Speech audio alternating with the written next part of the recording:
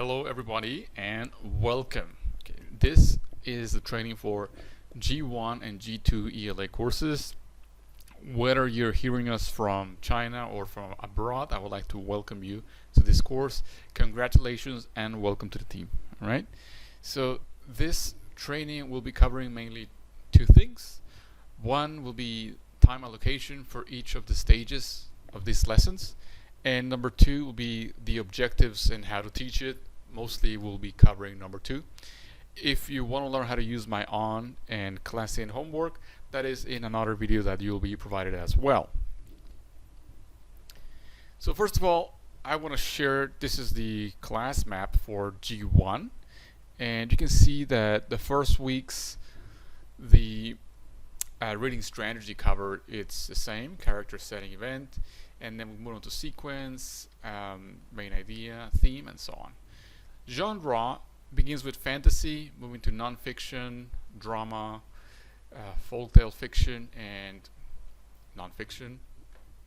PBL is another kind of class that we're doing too. We can cover more of that in detail in another video. As you can see here, every week has a different story. Okay, week 1 is just one story and its own reading strategies. Week 2 is another story, Thumb helps, and so on. It's not the same thing for G2, which we're going to look at right now. G2 looks like this. So week 1 and 2 are the same story about Little Flap learning how to fly. It's genre, fantasy, and some reading strategies covered there. As you move along, you can see that each book is covered in a 2-week period. Okay, so that's the main difference between G2 and G1. Okay, the stories are a bit longer and the reading strategies are well more in this case, so that's why it takes longer to cover them. Okay, week 9 and week 16 are PBLs, and so it's about creating their own story, and it's kind of like a project they're working on. Like I said, PBL will be covered in another training video. Okay, so here's the time allocation for G1. Now, don't take this as gospel or like something written in stone, but it's our recommendation basically. For the first half, like I said, this is only one story, so you can divide it into first half and second half content. You can go over a leading activity, build background knowledge. I will talk about what that means in a moment. Then teaching the vocab, the words, and its activity. Closed reading, which is the main thing, guided reading. That will be 25 minutes. And before the break, you can do that comprehension activity. A simple true and false questions and things like that. Then you go to break, 5-minute break. Then for the second half, you can read the story again. Just reading for fluency, nothing too specific. Then going over the reading strategies. First one will be genre. It's a very short, it's just one page. So 5 minutes on that, and then for the reading strategies, you can cover 15 minutes. It's only one reading strategy, I'll show you in a second. And then they do their own turn, so that means they will take out their handouts that do the activity in class, so that can take 10 minutes. And I recommend you go over the homework, as in what do they have to do for the last 5 minutes. The homework may sometimes be ambiguous or may be subject to interpretation, so I suggest you show them what do they have to do at the end of the class. Okay, so yeah, you can trust this format, or I mean, change a minute here and there. I think that should be fine, but as long as you stick to something like this, I think your class will be rather successful. Now for G2, it's a bit different because, like I said, the stories are divided into 2 weeks. So for the first week, you can go over background knowledge. That could be either some of the words, a discussion you want to make, or maybe a book you ask them to read on my own. And then you move on to the vocab teaching part. So vocab has a few stages, not just showing them the words. I'll show you what stages they are. And closed reading will be 40 to 45 minutes. Again, closed reading is the main thing, guided reading.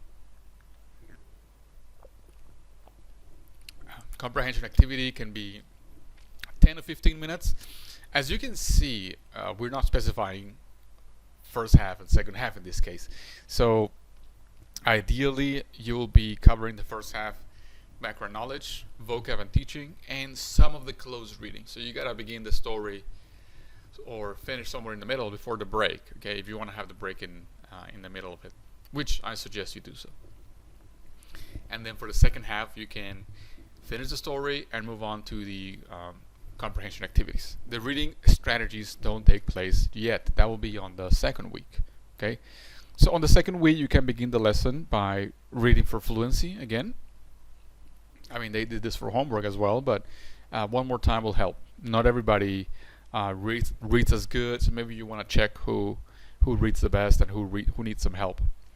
Then you go on to the reading strategies. That will be the main thing of the class. So you can see that could be the first half of the class. You can see right there, the first 2 steps can be the first half of the second week. Genre in this case is a bit more specific, not just one slide. It's a few pages, a bit more elaborate, right?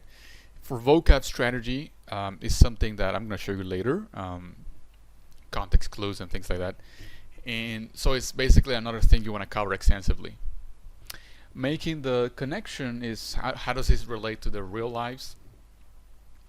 And last one, retell, I think is something that is quite fun. They retell the story with their own words. Okay, so I suggest you prepare some kind of visuals for this part. I think it's rather fun. So that's for G2. Okay. Now let me show you what does build background knowledge mean. Okay, so it means to get their interest towards this lesson. Okay, in G1 and G2 it may be different. So let me show you for G1. G1, introducing the concept looks like this. You have some videos in the PPT, so maybe you want to have the video, the file as a backup as well. It's all there on the resources provided to you. So it begins with questions. So this is IQL, inquiry-based learning. So what buildings do you know? What are they made of? So the story you know is going to be about building something, right? In this case, cups in a hut. So you got a video that shows you different kinds of buildings: apartment, office building, huts made of wood, even igloos are there. So you can have a little discussion there. Okay, what kind of building do you live? What is it made of? Okay. The other one, how do you help out in the community? This could be a bit difficult, but the video shows you very clear kids that are cleaning garbage or they're doing some kind of helping others kind of thing. Okay, so check out the video and you can ask them, have they done any of these things? Okay, maybe they help at home. That also works. Yeah, you can begin with that. For G2, well, in this case, the first lesson is a story about friendship and helping each other. So you cover what friendship is and what friends do with each other. So this, I suggest you create some kind of debate, some kind of discussion. All right, what do you do with your friends? Okay, don't just show them the answers right away. I will say they write it down in a small blackboard, and each student will have a different answer. What do you do with your friends? I think it's rather interesting. G2 students are pretty proficient and very smart. Okay, you can have a nice discussion there. And you can have this kind of chart. This chart is already in the PPT, but you can, make your own based on your students' answers. The last thing I want to say is that you can also build interest based on the books you send them on My On. So the books you choose for My On should have some kind of connection, some kind of interest building up for the next lesson. My suggestion for G2, I put it right here on the top right. So week 3 talks about Brazil and a story that happens in Brazil. So I gave them 2 options. One of them is about what Brazil is, right? The country of Brazil. And then the story, there's another story about friendship. So I think this story, Fancy Octopus, is really nice because these stories about these fish, these dolphin and octopus that are very good friends, and then they help each other to overcome difficulties, in this case shyness and nervousness. Okay, so these are all connected, right? There's a reason why I'm sending you these books. Great. Now, when teaching the content words, it's much more than what we used to do as an ESL teacher, not just show them a flashcard and then move on. It's much more than that. In this case, the definition is right there. So G1 and G2 will have the definition written right there. That word live is from G1, so you can see it says what kind of word is it. It's a verb, and so you have the definition right there. You can read it, and then it has an example. So in this case, it has a question that allows you to make your own example. So live in a tall building. Okay, so the students can make their own sentences. Where do you live? Oh, I live in Baoshan. I live in Shanghai. I live in a small building. Things like that. Okay, so they will all have different answers, right? Hopefully. For the other thing you can do is, well, make sentences and ask questions. So this second picture, that the word afraid, is from G2. As you can see, it has plenty of questions there to make you use this word. What is she afraid of? Needles. And then what animals are you afraid of? So they can make their own sentences, right? I'm afraid of polar bears or something like that. Okay, they usually say spiders, right? So things like that. So yeah, you can use all of that while teaching the words. So these are the 3 steps of teaching a word. You define it, because the definition is right there. So you read the definition. You give an example, not just the one in the PowerPoint. You have your own example. And then ask them questions that will lead to them to use this word. I would say be careful with adverbs.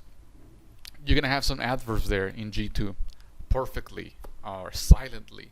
So sometimes kids don't know how to use an adverb. They will use it as a verb, which is wrong. So make sure that's right, because I noticed their homework for my G2s, they didn't know how to use an adverb. Okay, so maybe you can remind them how to use adverbs.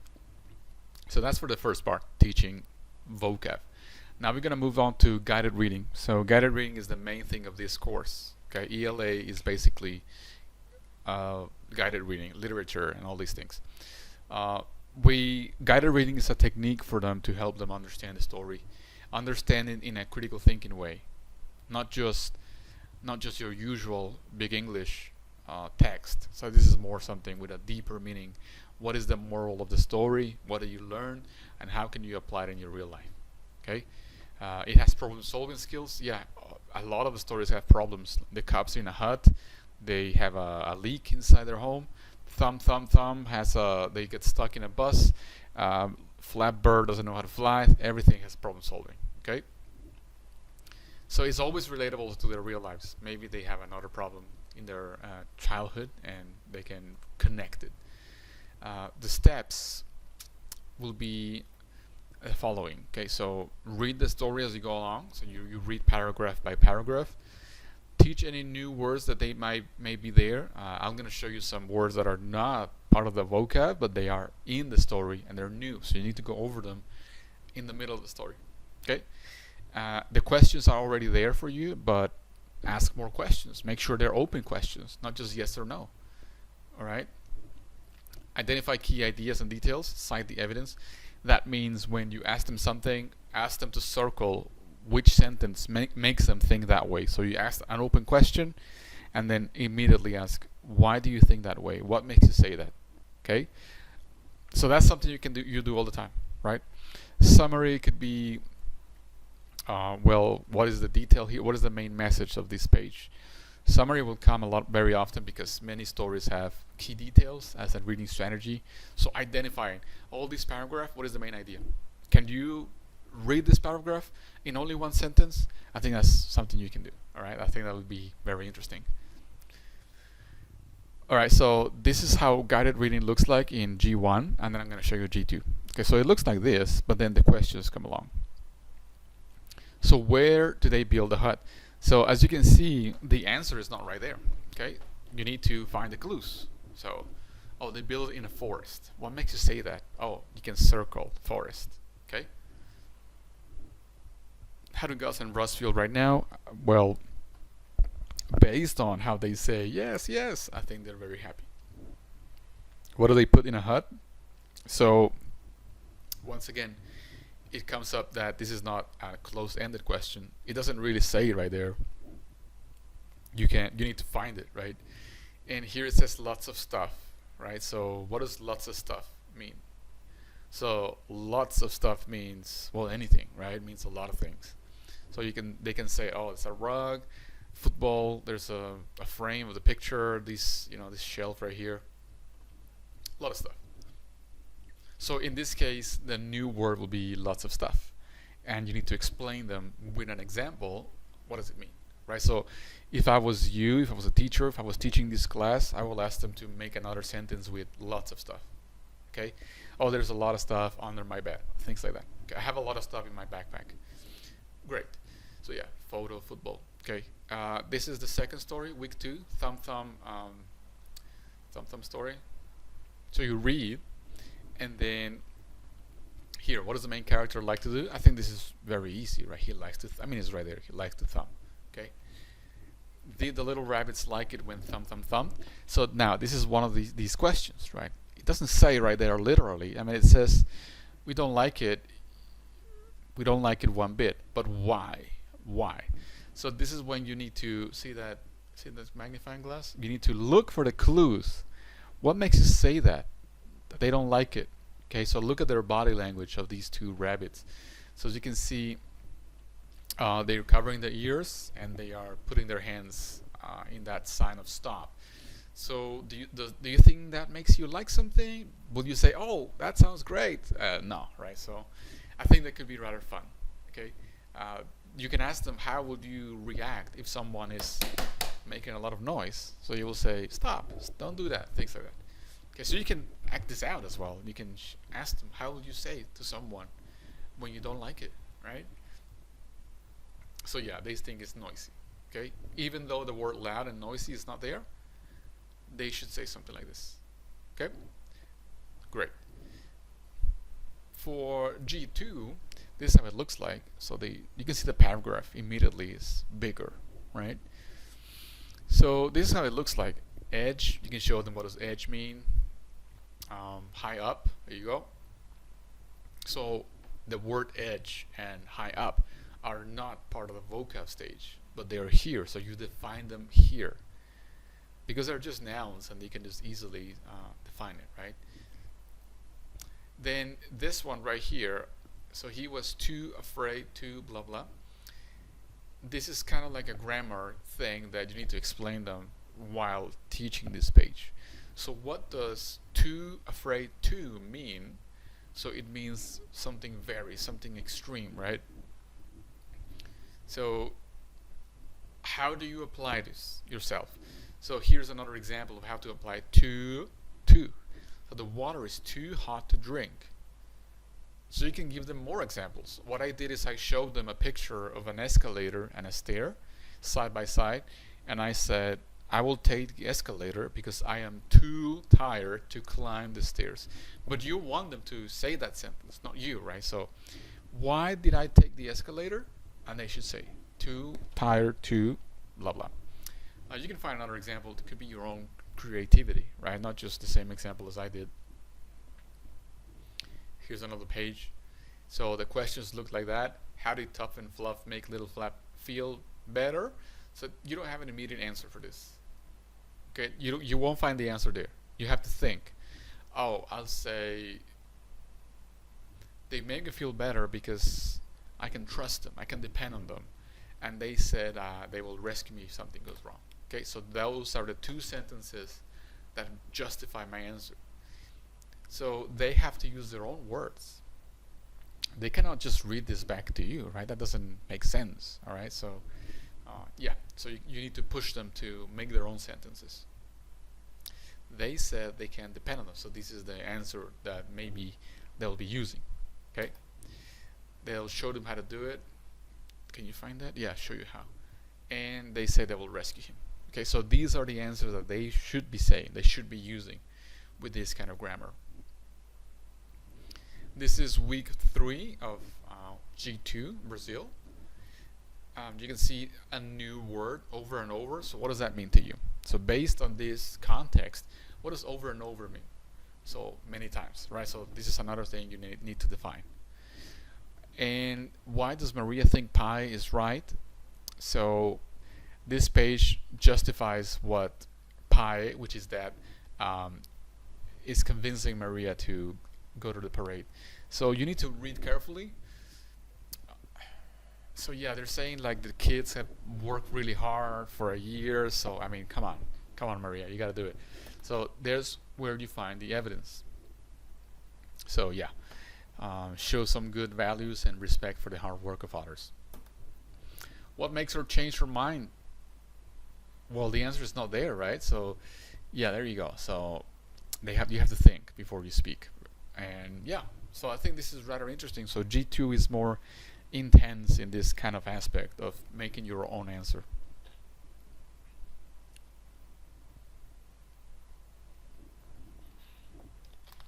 Great. So guided reading is done. Now let's move on to the strategies. So for the strategies, this is what we recommend. Okay. So take a look at the strategies and how are they implemented in the story. Each story is different because it uses a different kind of strategy. And let them understand these strategies and how they're used. And last one will be apply it. So you show them a new story and ask them, why do you think this is fantasy? Where are the key details in this story? Okay, so that's how it always works. You teach them the technique, you show them how it is applied in the story you're teaching them, and the Flapper, Maria, and then you apply it with a new story, with a different short story. Okay, let me show you how it looks like. For G1, we have this one. Character, setting, and event is the same one for the first 2 weeks. So here the PowerPoint tells you what setting, character, and events mean, and this is how they look like in the story. So the setting is where a story takes place. So where are they in the story? They're in a hut. They're in the forest. So one setting is justified from the picture. The other setting is seen in the text. All right. So this is what this is trying to tell you. Pictures or words tell you the setting. Okay.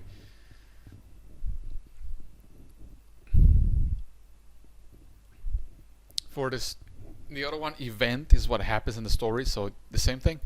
Either the words or the pictures will tell you what is happening in the story. So here, the story of Thumb Thumb. You can see a bunch of stuff, right? So, whoops, sorry. So here, they get stuck in a rock. Okay. The second event is that Thumb Thumb calls for help with his feet, and that is right there, right? He thump, thump, and thump. And the third event is that the big rabbits come and help, and that is in both, right? You can see in both the evidence right there. And I like this story because it has an ambiguous ending. It says that the rabbits come and help, but they don't really say how. So the rabbits fix the bus, and then the question in the story is, how do they fix it? And I really like this because every student will have a different answer. Maybe they pushed it, maybe they lifted, I don't know, with magic.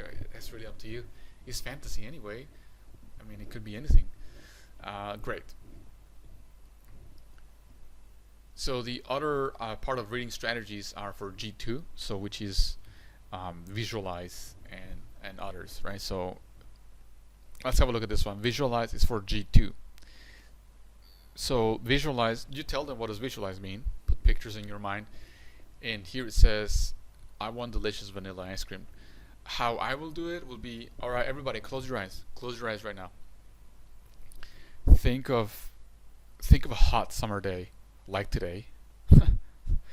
And you're in a park with your family, and then you see an ice cream vendor, and he has your favorite flavor. What is your favorite flavor? Don't tell me, just what is it? Think about it. And your mom and dad buy you one of your favorite flavor, then they give it to you, and now you have it in your hand and you're ready to eat it. Open your eyes. How does it look like? How does that look like? Okay, in this one, I asked to draw it real quick, like a few seconds to draw it. Just be careful, don't make it a drawing class, right? And everybody had like a different answer, and I love that. I think that was really interesting. Ice cream looks different to everybody. Okay, it could be on a little plate, on a cone. It could be pink. It could be yellow. Right. So I think that's something you will enjoy. Next one. How does it apply in the text? Right. Here you go. So first you define it, then show me the text, and then apply it in a new story. So here we go. How does it look like in the text? So a little flap here over the edge of his nest. So how do you think that looks like? So maybe you can ask them to act it out, right? So how does it look like in your mind? And then they will be like, oh no, okay. So yeah, not just drawing. I mean, you can visualize in different ways. So yeah, that's how it looks like. So a bird in a very high up place. Here's another one. So they landed in a patch of soft green grass. This one, I mean, they can define it for you. They can draw it. They can act it out. I mean, I asked them to act it out. Sorry, I asked them to draw it, and then they drew it. They drew it. Sorry, and they even drew the worm. I think it was kind of fun. Everybody had a different answer. So they understand that this is a critical thinking thing because everybody has a different answer. There's no right or wrong answer here. Everyone has their own answer. And the last stage of the strategy will be applied in another story. Okay, so now they're gonna look at another short story, this one, and you can ask them to, how does this look like? Okay, maybe you draw it, maybe you act it out, or maybe they can summarize it for you. Okay, so this story is about this squirrel that has a broken bike, and then different animals don't want to help them because they're busy, and at the end, like a rabbit helps them, something like that. Okay, so they can either draw it, act it out, or just summarize it for you. Okay, oh yeah, I see a bicycle, it's broken, and then the leaves and all of that. Okay. Genre is what kind of text you're teaching them, right? You saw genre like fantasy, fiction, non-fiction, realistic fiction. Okay, so it's a similar thing. Define it, show them in the story why this is fantasy, give them another example, and then they have to justify why this story is fantasy or realistic fiction. Here we go. So you define what fantasy is. Now fantasy is also in G1. Fiction will be in this case, but this is also a technique you use in G1. So tell them what fantasy is. So imagine characters that cannot be real. Okay? A monster, a unicorn will be fantasy. What else could be fantasy? Tell me. And they can say like dragons or things like that. That's fantasy, right? Because someone made it up. It cannot be real. Okay? And now I will ask them in the story of Flat Bird, why is it fantasy? And they can come up with some really good answers. Because the birds are talking, obviously. Birds don't talk. Because they're wearing clothes. Because their birds don't really look like that. Their eyes are way too big real birds don't have eyes like that. And students can go into crazy details. Okay, they're very smart. Okay, so you just don't stop them. Keep going. What else? Why else? Anything else? And they will think and deeper and deeper. Okay. And this one right here, it says why. So you apply it now, right? So you have a new story, a fantasy in this case. This one right here. This is a very short. It's just like one paragraph. Tell me why this is fantasy, and they can tell you everything. All right. So animals don't work. They don't talk. They don't plant seeds. Things like that. They are wearing clothes. And one student even told me like mice and moles don't use 2 legs to walk. They walk on 4 legs. And I was like, wow, yeah, you're pretty smart. So just keep asking until you get the last detail. Okay. I went to the last detail, like, oh, the mice ears are not like that. That's not how they look like, right? So yeah, just keep going until there's no more. All right. This is a critical thinking course. All right. Get everything from them. Make them talk. Yeah, I already went over this, like why is Little Flat fantasy, and they can just justify it. Many reasons. They're wearing clothes, the eyes don't look like that, they're talking. Some of the kids told me because birds already know how to fly, they wouldn't be teaching each other, and I'm like, I'm not sure about that. So yeah, we just left it as we don't know, right? So I think that's fascinating because they could have a short debate there. Maybe one kid will say, oh yeah, they do know how to fly already. Maybe they don't know. Okay, that's the answer. Birds don't talk. All right, so yeah, that's why it's fantasy. Now G2 has vocab strategies. It will be context clues. So similar thing, define it, give an example, and show them to give them another example, and then they can find out the answer. Okay, so context clue means to Well, when you find a new word you don't know, and you can basically find the meaning using the words around it. So for the word decide here, what does that mean? So yeah, made up his mind, right? So you ask them, what does decide mean? And then circle, how do you know that? Okay, so they should be circling this. Okay, made up your mind. That's what it means. Okay, great. Moving on to the next one. So what does different mean? And then you can, well, different means something else, another option. Why? How do you know that?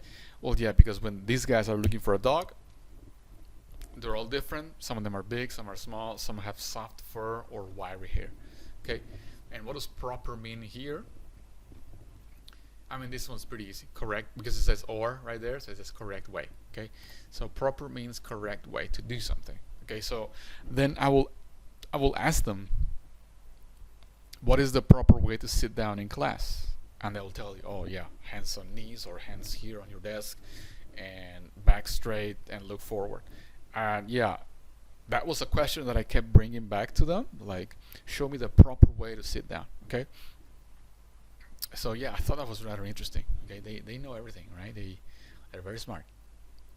Correct. And integration is kind of like what the homework is. So make the connection, right? This is a poster that used to be for homework, and this is for G2. Okay, maybe in G1 you will also have something similar. So here on the left, the student makes a poster about the key details of the story and the main message. So you can see on the right here, the key details are, well, what she drew, right? They are teaching them how to fly. And the moral of the story is how to depend on your friends and keep trying. Helping friends is fun. Making the connection will be the poster on the right. So here you can see the student is sharing the same story from a friend of hers that taught her how to skate on ice. Okay, so I think it's quite interesting. I think this is something great, and I hope this happens in your class too. Okay, and